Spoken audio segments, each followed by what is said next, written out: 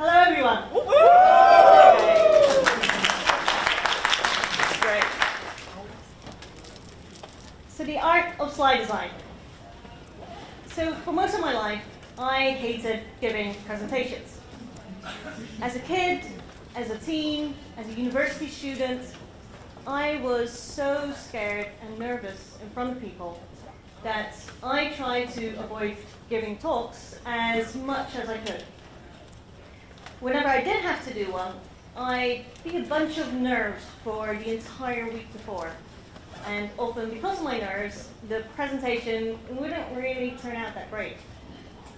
So I didn't believe it was something that I'd ever be able to do, and I really didn't believe it was something I'd ever enjoy. Nowadays, I'm fine with presentations. I've been giving conference talks now for the past 3 years, and one of my responsibilities in my current job at FutureLearn is to teach people how to do this. So how they can share their stories with the world. Now for me, personally, the secret, the magical solution came from preparation. So I find that whenever I try to learn something new, it becomes easier for me if I understand all the different aspects, all the different building blocks of what it is that I'm trying to learn.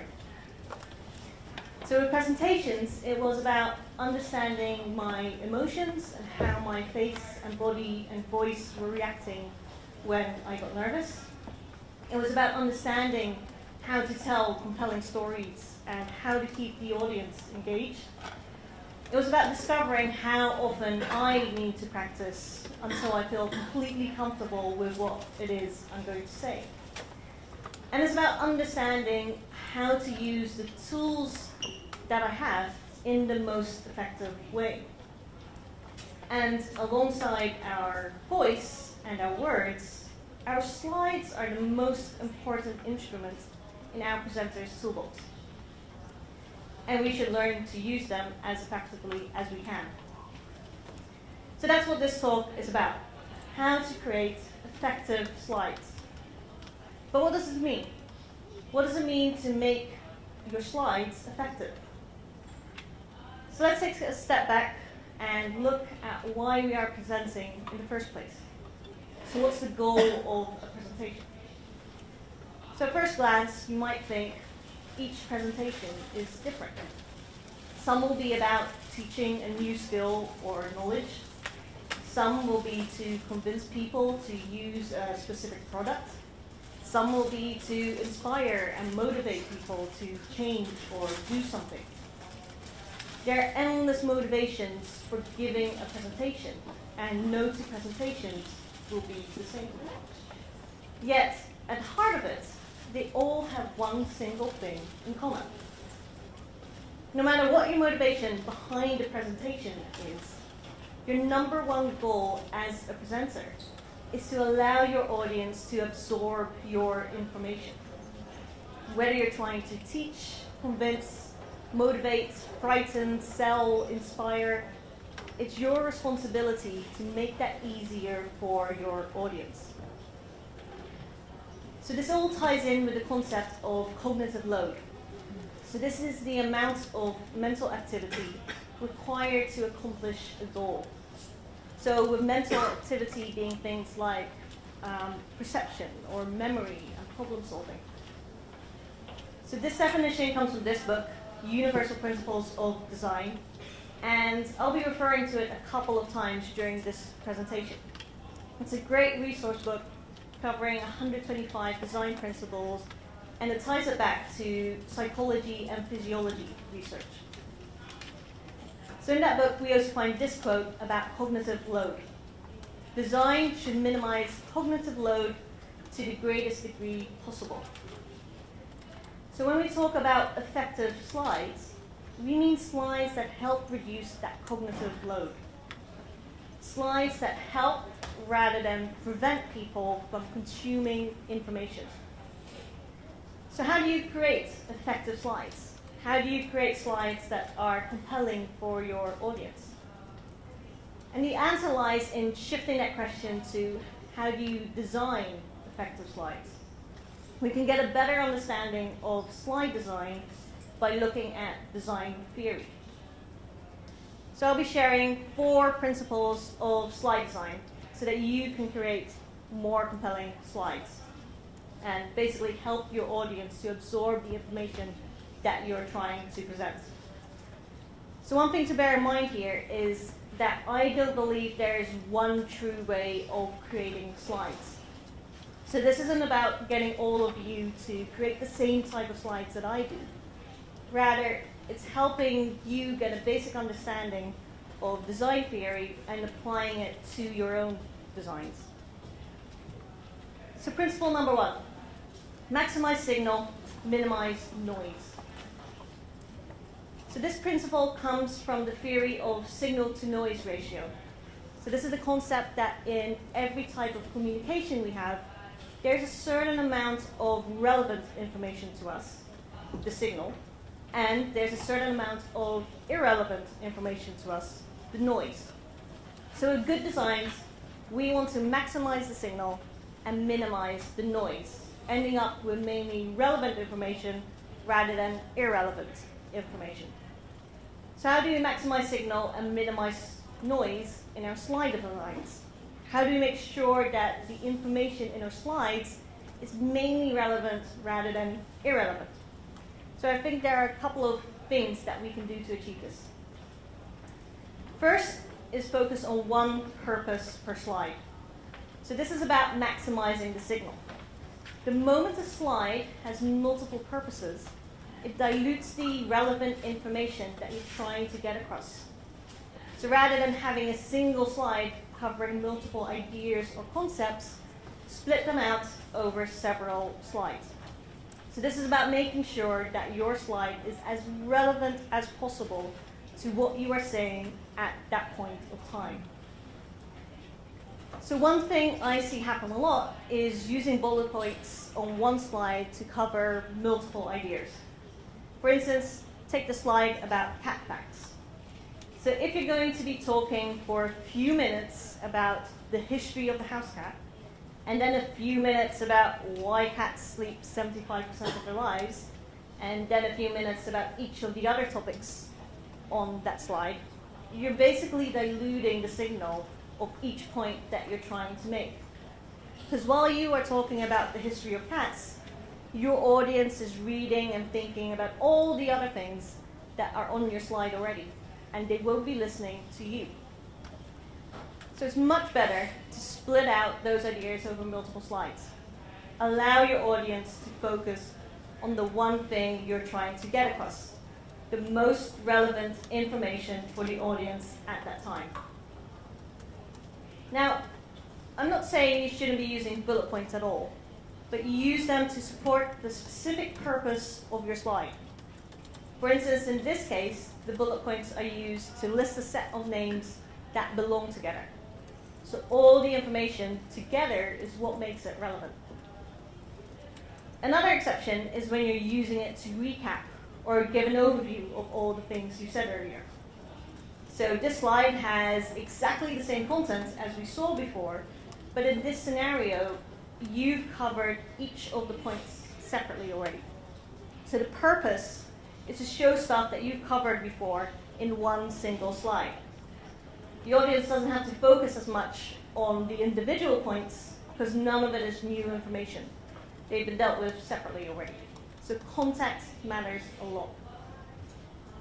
The second thing we want to do is make sure our slides aren't distracting. So in this case, we're trying to minimize noise, ensuring we don't have any irrelevant information. So I'll give a couple of examples, but there are lots of ways your slides can be distracting. So use common sense to recognize when your slides might be too busy or have too much information. So one way of being distracting is having way too much text on your slide. The moment you have a slide like this, people stop listening and they get either distracted by trying to read all of it, or they get distracted trying to read and listen at the same time. So question to all of you here, did you just try to read all of that text? Or did you or did you focus on what I was saying? So rather than allowing your audience to focus, by having that much text, you're basically kicking off all these different questions and thoughts that people might have. So think about what information really matters and distill it down to just the very essential.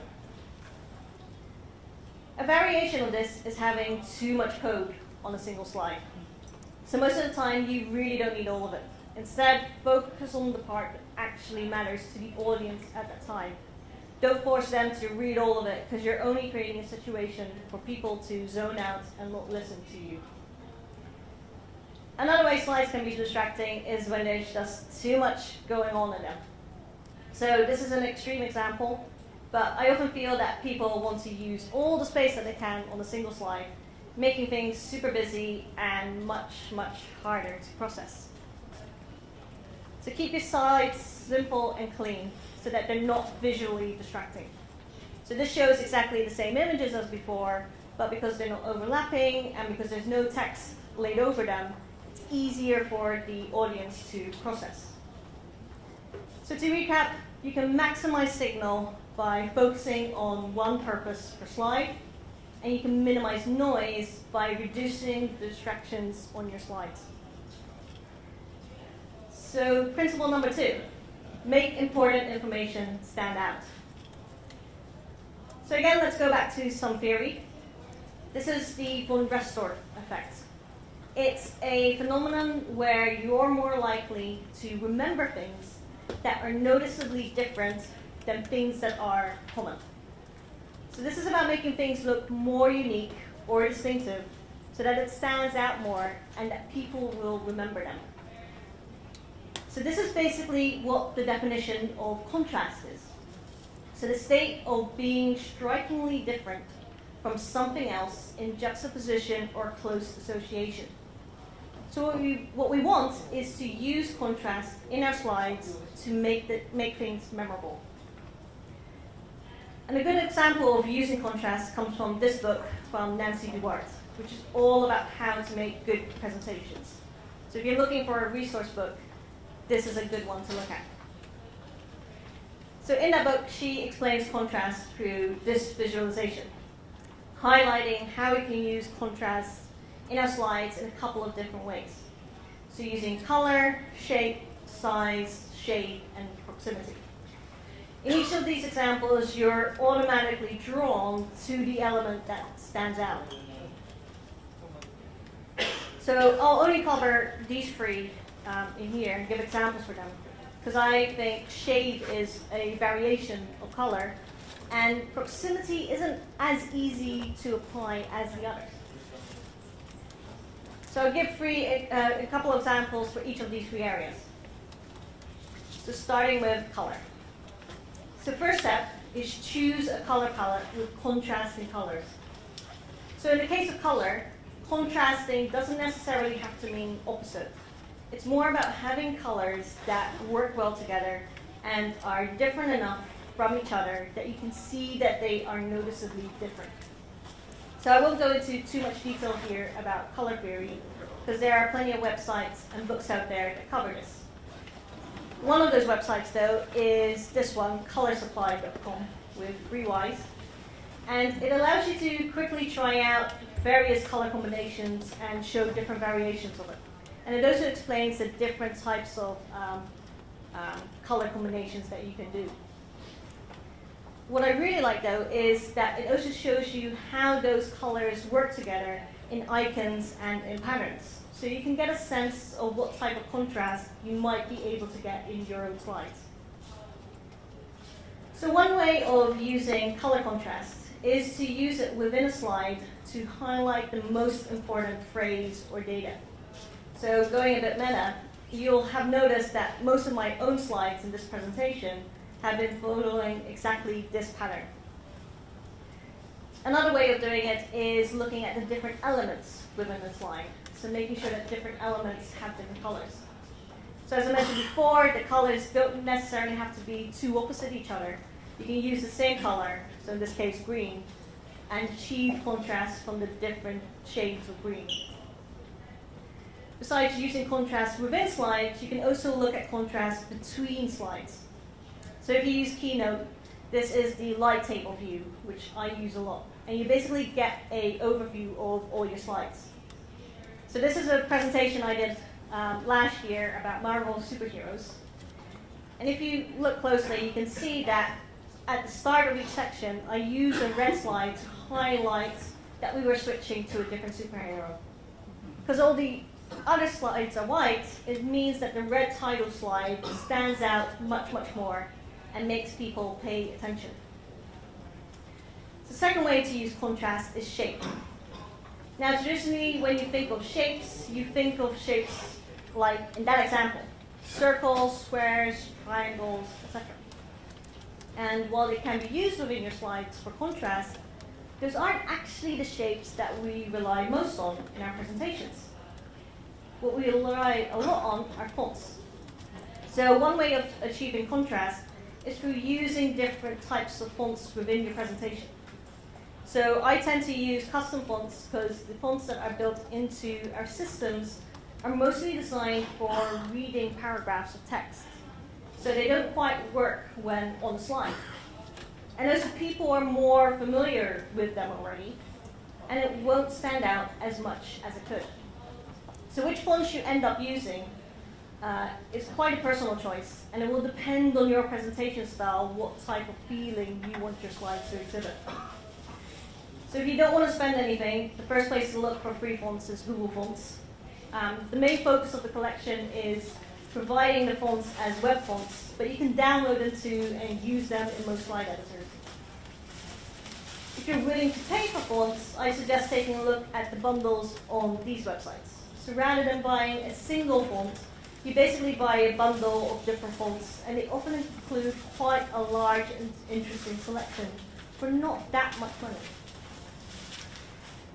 Once you have multiple fonts, you can start playing around with them to create contrast. So I'll show a couple of examples, but again, this is by no means the only ways that you can use contrast. In this first example, we are using different fonts within the same phrase or sentence. So the contrast is used to highlight specific words. The second way is using different fonts for different elements on the slide. So it's about making it easy for the audience to understand the different purposes of those elements. Because if it was all the same text, it just makes it way too confusing to read and comprehend. The same is true for when you're displaying code. So if you've got multiple elements on your slide with different purposes, use contrast to show that they are different. Don't make your audience have to work to understand the information that you're trying to display. The third way to contrast is size. So the simplest way of using slides for contrast is just grabbing a single element and making it bigger, using it to make a statement about something. Or you can play around and make each part of the sentence a different size. Again, you have noticed I tend to use this type a lot within my own slides. What becomes interesting, though, is when you start pairing fonts with different sizes. So it means that you can really play around with making a slide look really graphic. And these type of slides will stand out much more and make it more compelling to people. In these cases, the contrast is both within the slide and outside of the slide, making the slide more memorable. So those are 3 ways that you can use contrast to highlight key information through color, shape, and size. Principle number 3, show and tell. So this principle comes from the picture superiority effect, which states that information recall is better when combining text and images. So rather than relying on purely text alone, we should be using visuals to support what we are saying. So people remember things better if they're absorbing that info both in text and in a visual way. So I want to talk about 4 ways of adding visuals to your presentations. So the first is photos. So photos are the easiest way of adding visuals to your slides, making them more lively and memorable. The thing with photos, and actually also with GIFs, is that they do need to be relevant to what you are saying. So keep principle number 1 in mind. Maximize signal, minimize noise. The moment that photos aren't relevant, or if the connection is too tenuous, the photos only become noise. So the main place I still go for my photos is Flickr, specifically their Creative Commons search, because it means that you can easily search for images with specific licenses, making it easier to know whether or not you can use them. The other place I go is Pexels. They have a huge collection of free-to-use stock images. While they can be quite pretty, again, the main thing to keep in mind is make sure that they're relevant. If they're not, it's better to use an abstract background or just a solid color. So don't use photos for the sake of using photos. I also mentioned these design bundles before, but again, I mention them because they're great resources for finding images as well. So the easiest way to use photos is to use them to completely fill up the slide, and then pair it in some way with text over it. Just to compare, you can see that if you use a smaller image, it just doesn't have as much emotional impact. The image this way actually makes the slide more distracting, because you've got more elements vying for attention. So by using the image as background, you're driving that point home much, much more. And if you use the right image, the audience will have a much more visceral reaction, making it more memorable. So play around and experiment with different photos and different fonts. So changing either can make a slide feel quite different. Keep in mind, though, that not every photo will work as a background. Even though this is an adorable photo of a kitten, you can't really read that text that easily. If you really want to use that photo, look at using masks to turn the photo into a specific shape or size. It just makes the image stand out slightly more and less like you've just plunked it into your presentation. And if you keep that size consistent over several slides, it makes it look like they belong together. So next is icons. So the easiest resource for icons is the Noun project. So this website features a ton of royalty-free icons of all different topics, and you're bound to find icons in there that you can use. Again, I'll mention design bundles, just because that's where most of the icons from this presentation are from. So icons work as nice little highlights to cement the text that you're already showing. And it's a lot less distracting than photos, but it's enough of a memory cue that it will help people recall information. The third way of adding visuals is using shapes. And with shapes, I mean use the shapes that are built into your editors. You can make lines, triangles, circles, squares, etc. And you can achieve quite a lot when you start combining them to create interesting visuals for your slides. So one example is to create simple pie charts. It just makes the stat jump out a little bit more. And they're not that tricky to make. So looking behind the scenes, this is built up from two elements. A circle, which is yellow, and a blue square, which has the same color as the background. So once you get the hang of shapes, you can start constructing much more interesting slides. So building diagrams that are more clearer than relying on text alone. For instance, this type of graph is much more visual than something that is just a list. Finally, if you start combining shapes with fonts and photos, you can really start making the slides look more unique and give them more personality. Plus, you can start using photos that don't necessarily work as a background with just text on it alone. Use the shapes to make sure that people can read the text that you're trying to display. The final way to add visuals is animations.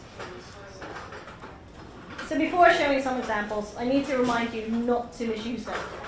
So most presentation editors support a lot of different animations. And quite frankly, most of them just like the one that you saw, are really distracting. So if you use animations, try to make sure the animation you're using makes sense for the purpose of the talk, of the slide. If it is distracting, make sure the benefits outweigh the downside. So one of the most powerful animations within Keynote is Magic Move. So you basically grab an element, so this can be a shape, a font, or a photo. You copy it to the next slide, but slightly changed, and for instance, in a different position, in a different size, in a different color. And Keynote will then automatically figure out what your animation should be. So you basically end up with something like this. And it's really simple. You don't really have to do much to get this type of animation in. So I mainly like to use animations in places where by using them, you're making it easier for the audience to grasp some idea or concept. For instance, like timelines. So you're using the movement to create the illusion of a timeline, making it easier for your audience to understand. So those are 4 different ways that you can add visuals to your slides. So using both text and images means that your audience will be able to grasp your ideas and concepts much quicker and remember them more. So the final principle is be consistent. So when we hear consistent, I think some people interpret that as, let's make everything look the same. I'll use the same background and the same font for every single slide. And that's not really what I mean here. So in design, consistency is defined like this. The usability of a system is improved when similar parts are expressed in similar ways. So when we're talking about consistency in slide design, it's about making sure that those slides that are similar look and feel the same way. So I think slides are similar if they have a similar purpose. So it's a bit of a mouthful, but use consistent designs for slides with the same purpose. So this is all about identifying your slide patterns. So what are the types of slides within your presentation, and then make sure that they follow the same patterns. So I'll use this presentation as an example, because for the past 20 minutes or so, you've been exposed to some of these patterns. So this presentation had the heading slide, bright and yellow to stand out. We then had our design theory slides, which had a different color and a different font. We then had our example slides, which all had practical examples on them. And then we had all the other slides that followed the same basic design of white and yellow text on blue, with a couple of different variations in size and icons. So having these building blocks, it means that your audience has reference points. They become easier to process, even though it might happen subconsciously. So the handy thing of breaking it down like this, it means that for future presentations, you have much more tangible building blocks to use. So identify your slide patterns. What are the types of slides that you rely on? And use consistent designs for each of them. So those are 4 principles of slide design. To recap, maximize signal, minimize noise, make important information stand out, show and tell, and be consistent. So I hope that applying these, you make it easier for your audience to consume your information and create more effective and beautiful presentations. So if you had told me 10 years ago that nowadays I would be regularly giving presentations and enjoying them, I really wouldn't have believed you. So at the time, I assumed that to give a good presentation, I would need to focus a lot on me, making sure that what I said is good and correct, making sure that I don't make a fool of myself. In reality though, the me part of it isn't really that important. Good presentations are all about the audience. It's your job as a presenter to make sure that you teach, inspire, and motivate your audience. So thanks for listening.